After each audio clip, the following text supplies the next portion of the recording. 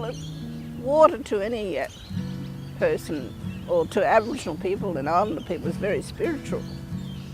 So this muddy river here, no matter how muddy it is, it's still a very, a very spiritual place.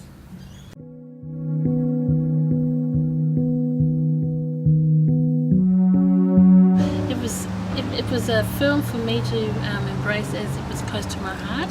I've lived here all my life, and it was an opportunity to get out the good, positive stories about our Rockhampton, our river. The main thing is for me is that our culture is they're here to share and keep alive, and exchanging our stories. These locations still seem to have that cultural significance in a way that it's like going to church, where you come down here with the elders, do a bit of fishing, a bit of hunting, but you also learn about how to look after it.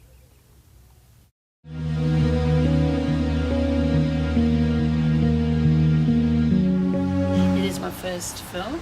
I have had experience working with Bush TV, Tom Hoon, and that's where I more or less fell into filming. Most of our crew, or members of the crew, were Indigenous. There was non-Indigenous people too that were actually in the film, and we all had a relationship with the Toonooba or Fitzroy River at some stage in our lives. Yeah, there used to be camps, and further up to my left there was camps.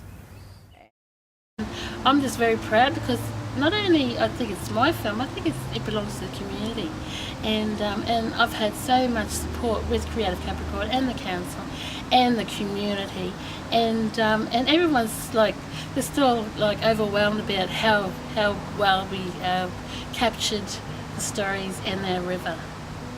The film's actually going to be presented on SBS for over 3 years. The opening night was successful with Rod and Helen. They do a very good job of putting things together. There was a standing crowd, as in people were seated, but there's people standing as well.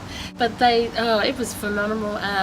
People that I didn't think they would be interested in talking to me came up to me, and it was a really good buzz for me, and the vibe, and people were like, oh, that was a really good film, and that's what I loved. I wanted to see what people's faces were going to be at the end, like, oh, see if there was a reaction to what I produced. Rod and Helen, Creative Capricorn, they have got a lot of networks for people who've just set up in the last year or so. They have got a very big network, and everyone's just talking Creative Capricorn.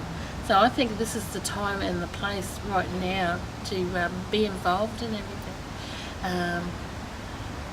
So they've always, whenever I've asked for something, they've always come with the goods, and I really love working with Creative Capricorn.